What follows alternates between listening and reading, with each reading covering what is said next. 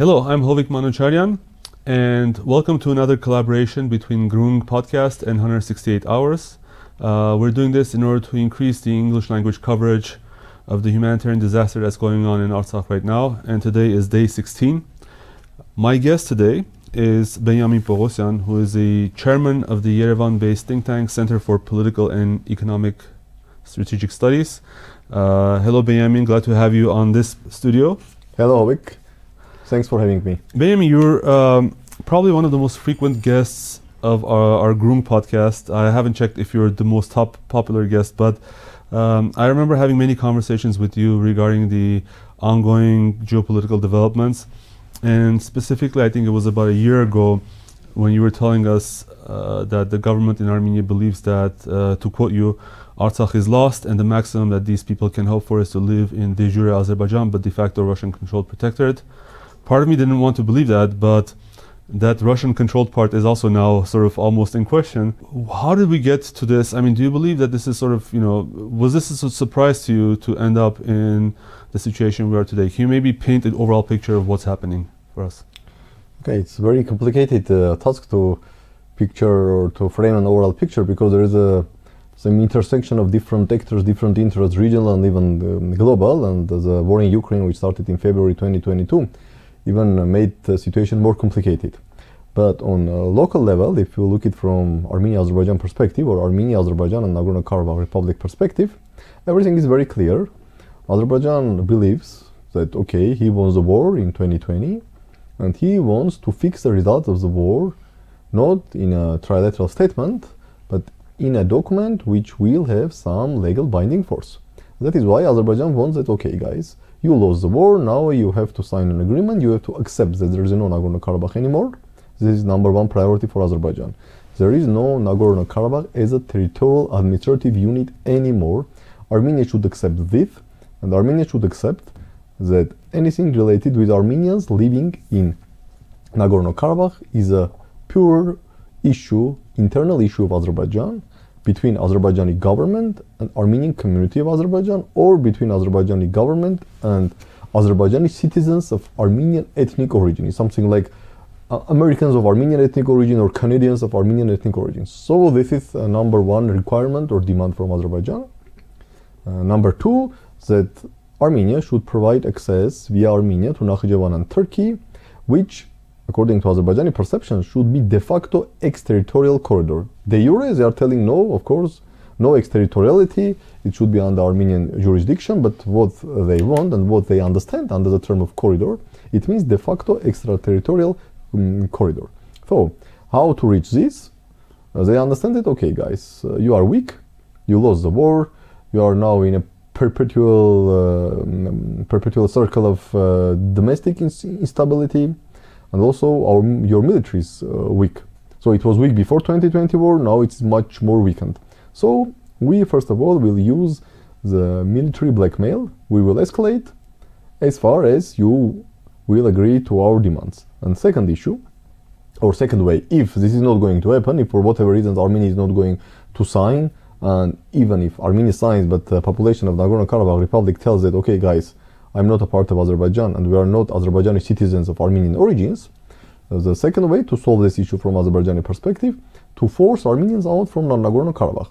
So from this perspective, if we look back for this past, I believe already 25 months, starting from November 2020, what is Azerbaijan is doing is very logical from their perspective. Yes, it's cynical, it's non-humanistic and racial, and we may use many other words to say very bad and negative things what Azerbaijan is doing. But from Azerbaijani perspective, they have clear goal and they are doing steps to reach their goal. So from this perspective, nothing should surprise us. Regarding their decision to block the Lachin corridor, Azerbaijan was always thinking about putting some control over Lachin corridor. We hear the statements that weapons are being smuggled or transported from via Lachin corridor, mines or some other illegal goods. And Azerbaijan was threatening by the level of president, said, okay, we will impose a checkpoint or we will establish a checkpoint along the Lachin corridor. But Azerbaijan understood very well that, okay, if they will install a checkpoint, military checkpoint, most probably Russia will react. I'm not sure who gave Azerbaijan this advice, but definitely I don't believe that Azerbaijan is decided to this. Definitely they got some advice from abroad. It could be from Turkey or from other countries. We all know whom they are collaborating very actively with. Said, okay guys, why you are going to put military checkpoint which will provide Russia a legitimate base to use force?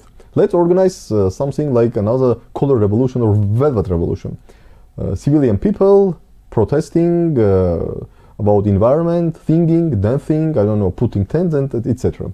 Excellent move, which automatically deprive Russia from any possibility to use force. Because how we can imagine that Russian soldiers are using force, I'm even not speaking about shooting these guys, but simply disperse them, using force against Azerbaijani citizens who, according to all over the world, including Republic of Armenia's official positions, they are on Azerbaijani territory. So it's a very smart move. Non-violent civilian non-obedience movement, if you call it by terms, which deprive Russia from any possibility to use force, because any force used by Russia, it will be shooting or it will be simple disbursement, like if peacekeepers will try to act like a riot police and disperse the persons. This will automatically, first, give Azerbaijan right, from Azerbaijani perspective, to deploy troops, because they will tell, look, Azerbaijani citizens are being killed or wounded or persecuted or whatever else in Azerbaijani territory. Second, definitely it will create huge complications in Azerbaijan-Russia relations. And third, it will create complications in Russia-Turkey relations. But we all should understand one thing very well. As far as war goes on in Ukraine, Russia needs Turkey. Russia needs even Turkish balanced approach. Yes, Turkey provides also weapons to Ukraine, Bayraktars, etc., etc. But Turkey has a balanced approach, and Russia needs this balanced approach. So from Azerbaijani perspective, it's almost an ideal scenario. Russians are not able to use force because this is a civilian movement. And second, even if Russians at the end of the day decided to use force, it will definitely create tensions, if not crisis, in Russia-Turkey relations, on which Russia has zero interest. When we were talking about the corridor again a year ago almost, you were saying that one of the reasons why Azerbaijan took over the Goris-Kapan highway was to force Armenia to provide a corridor, and if that didn't happen, there were several also steps culminating with the closure of the Lachin corridor. And I guess is that game still in play? Do you believe that Azerbaijan gets what it wants in terms of the so-called Zangezur corridor, call off its protesters on the Berdzor or Lachin corridor? My understanding is that maybe at the end of the day this protest will end. I don't believe this will continue for 1 year. But again, the key strategic goal of Azerbaijan even is not the corridor, but is the Nagorno-Karabakh, because there is a perception in Armenia that they want corridor more than Nagorno-Karabakh. So if we made concessions on the issue of Nagorno-Karabakh, they will say, okay, let's forget about corridor. No, there is no trade between Nagorno-Karabakh and corridor, and we should not think that, okay, Azerbaijan demands two things, let's give one to Azerbaijan and save another, because I believe that there is such a perception in Armenia that, okay, if we are forced to give both corridor and Nagorno-Karabakh, but if there is a hypothetical choice, we should give Nagorno-Karabakh or corridor, because corridor is the territory of Republic of Armenia, because corridor will cut our connection with Iran. Better to give up on Nagorno-Karabakh, but not give up on corridor. But the issue is not here. The number one strategic goal of Azerbaijan is Nagorno-Karabakh, but it does not mean that after digesting Nagorno-Karabakh, they will forget about corridor. And we hear from Azerbaijan President Ilham Aliyev that they will not forget even about the Yerevan. This guy is clearly, publicly stating that it was a crime to give Yerevan to Republic of Armenia. It was a crime to kick out Azerbaijanis from their historical lands. Yerevan, Syunik, Berdzor regions, Gegarkunik regions. Most probably he will reach even to, I don't know, Tavush, Lori and Shirak regions. And this guy is very clear that, okay, we will do everything. First, Azerbaijanis should return. And here we are speaking about hundreds of thousands of Azerbaijanis. And I would like to say that if before 2024, Aliyev was speaking that, okay, Azerbaijani flag will be in Shushi, many people were mocking him, telling that, okay, this is something for internal audience, this guy has nothing to do with war, he's a soft guy, because he has a very powerful parent, blah, blah, blah, blah, blah, blah.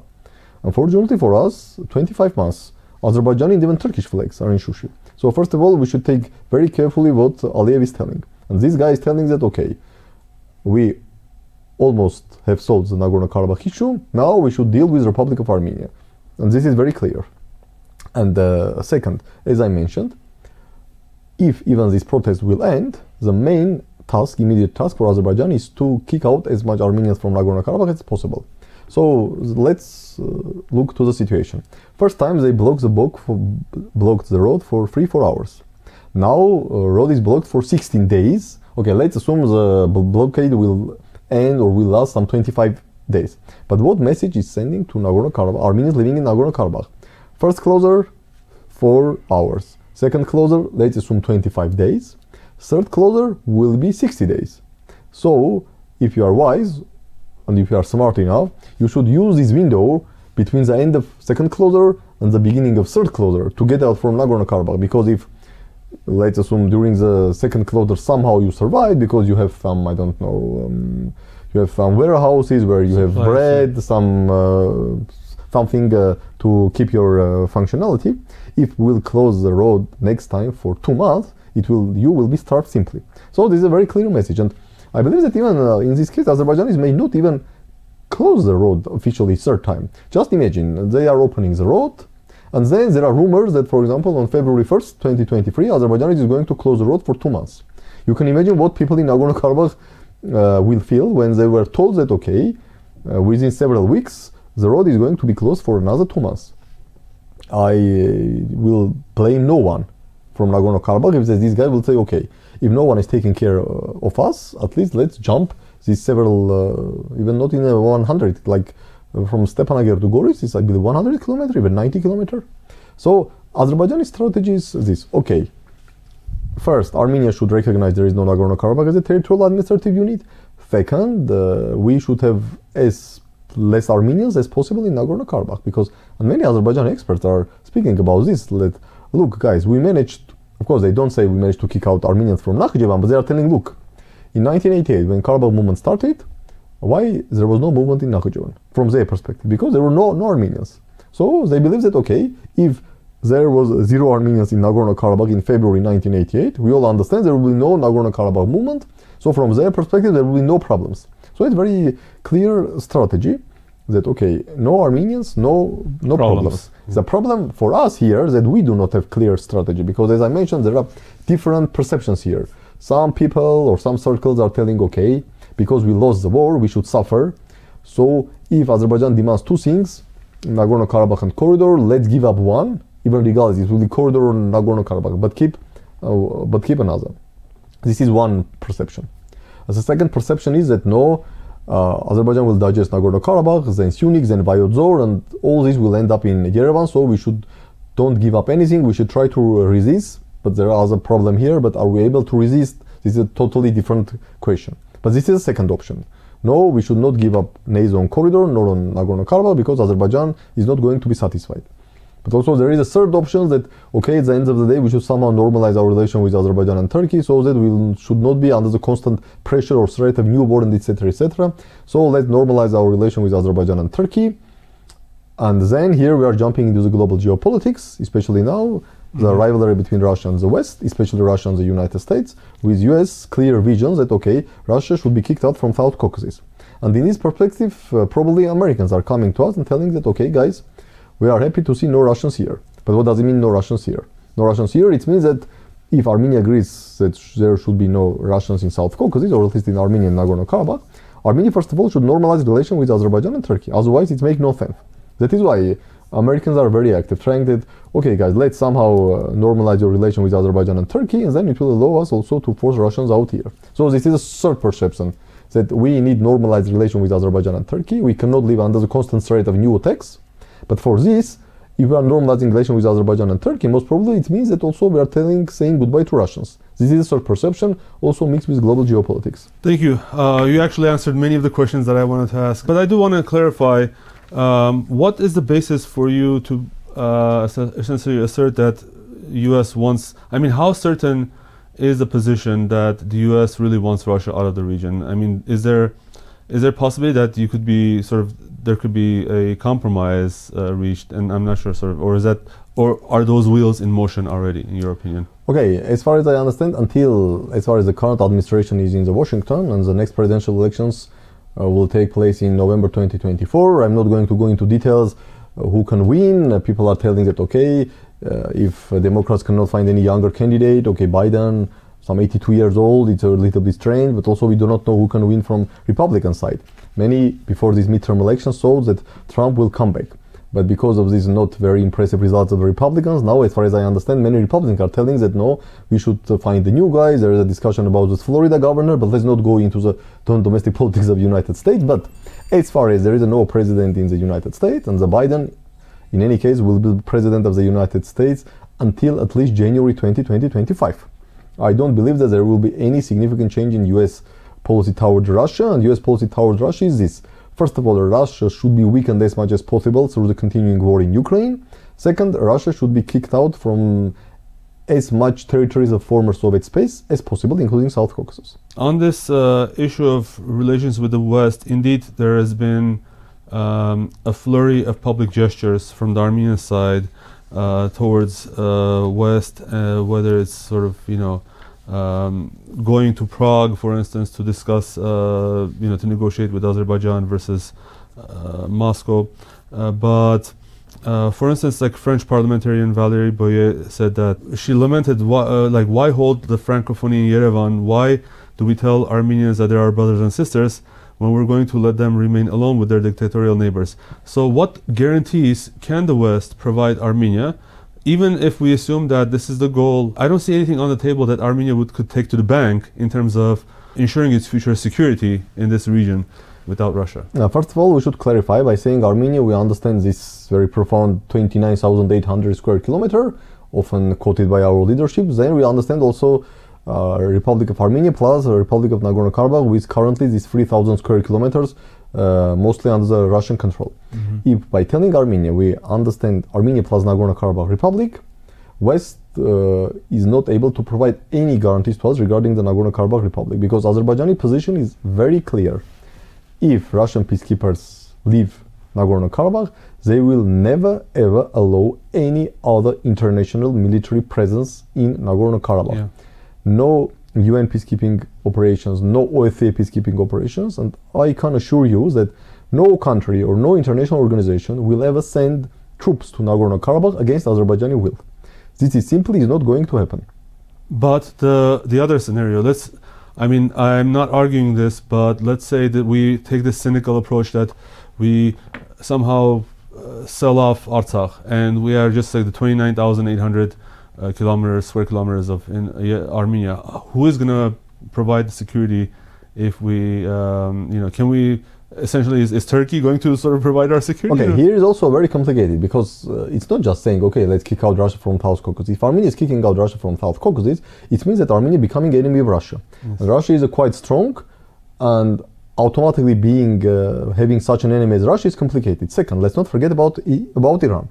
If we are becoming pro-West, or we are becoming another launchpad or proxy of the United States in this region, and we have a border with Iran, it means that Iran is automatically becoming anti-Armenian. So here, in this case, even is not issue of who will secure our security from Azerbaijan and Turkey, but another issue, who is going to provide guarantees against some possible actions by Russia and Iran. Because again, if we are playing the game of the West to help them to kick out Russia from South Caucasus, it means that automatically we are becoming enemy of Russia, and we are becoming enemy of Iran. So even if we forget about Azerbaijan and Turkey, this is not the very best scenario for Armenia to be an enemy of Russia and Iran. But here also there is an issue. Okay, we are supporting West. We are supporting West to kick out Russia from South Caucasus. We have very bad relations with Russia and with Iran. In that case, whom we are going to rely? The logical answer is on Azerbaijan and Turkey, because most probably you are not able to rely on Georgia to balance Russia and Iran. So from the science fiction scenario that Armenia is using Azerbaijan and Turkey to balance against Russia and Iran. So theoretically, how is this possible? In theory, everything is possible. But on the best case scenario, if there will be Armenians in this territory called the Republic of Armenia, and even Republic of Armenia will continue to exist, it will be Republic of Armenia, not even under the Turkish influence, I will say under the Azerbaijani influence, because frankly speaking, we are too small to be under Turkish influence. Turkish ambitions are much bigger. They think about entire Central Asia, Eastern Mediterranean, Middle East, the Western Balkans, and etc. So in this scenario, yes, West may provide us guarantees that, okay, there will be no genocide, there will be no ethnic cleansing, and there will be mass rapes. Sorry for this. But yes, in this case, Armenia should rely on Azerbaijan and be something like a junior partner of Azerbaijan, by being junior partner of Azerbaijan, trying to defend itself or balance against Russia and Iran. I don't think that this is a good scenario. I don't think anyone here, at least, agrees. So you don't believe that there is a political party in Armenia that carries the flag of the United States and Iran at the same time? You don't think that's possible in the future? Okay, you can carry out whatever flags. You can simultaneously carry out not only US and Iran. I can carry out simultaneously Israel and Iran flags. I don't know, Venezuela and United States flag, or I can carry out the North Korean and South Korea flag, or North Korean and Japan flags. Chinese and Taiwanese. Yes, Chinese and Taiwanese flag. But it's not issue of the flags. There is a clear fact that from Iranian perspective, as far as Iran has a very, very complicated relation with United States and Israel, and I'm afraid this is not going to end very soon. And very soon this may continue for decades. We see this rivalry for, I believe, 43 years, starting from 1979 Islamic Revolution.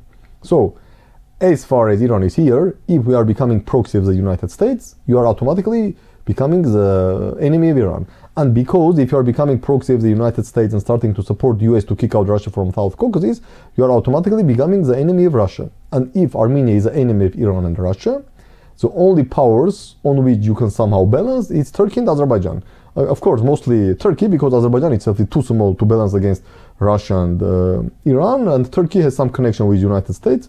Also, it's very complicated to set at the end of the day both things. Erdogan is balancing between US and Russia. Still, he's a strategic ally of Russia, or he thinks only about his power and money, and he does not give any cent neither to geopolitics nor to different isms, pan-Turkism, pan-Islamism, whatever ism.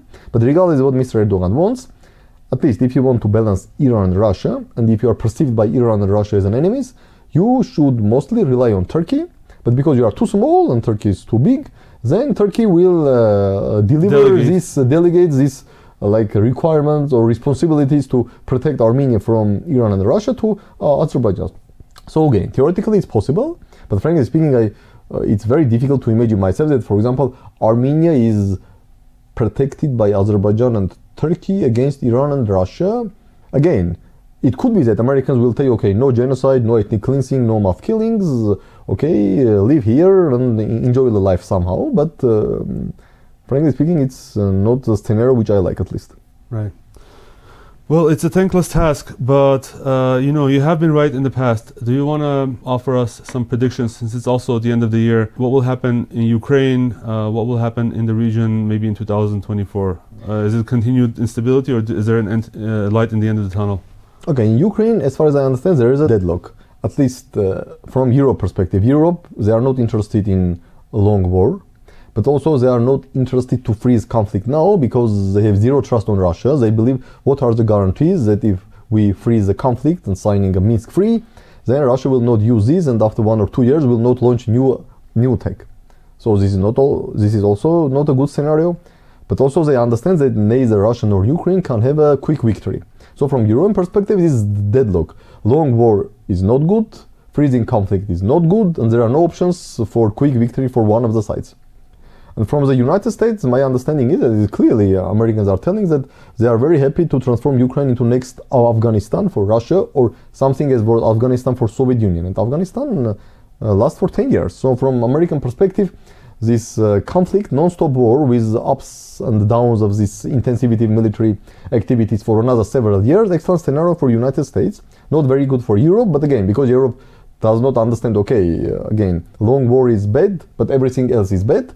So my understanding is that we will see for the 2023, this war in Ukraine will continue. I don't believe there will be peace agreement. Of course, I don't believe that there will be peace agreement even for decades to come. But I'm afraid that maybe we will not see even a ceasefire. This is for Ukraine. So I will not be surprised if on December 27, 2023, there will be no ceasefire agreement signed between Russia and Ukraine. Regarding Armenia, Azerbaijan, and Nagorno-Karabakh, Azerbaijan will do everything to force Armenia to give it what it wants, and also to force as much Armenians to leave Nagorno-Karabakh as possible. What are the scenarios here for Armenia?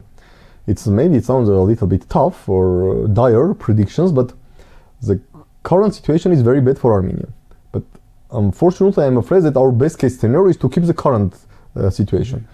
So you may say that, okay, it's a contradiction. If current situation is quite bad, how it could be best case scenario to do everything to keep quite bad a situation. But my understanding is that any other options or any changes of this very volatile status quo emerged after November 2020 will be even worse than now. So our best case scenario is to keep the current status quo, but which itself is a very negative for Armenia.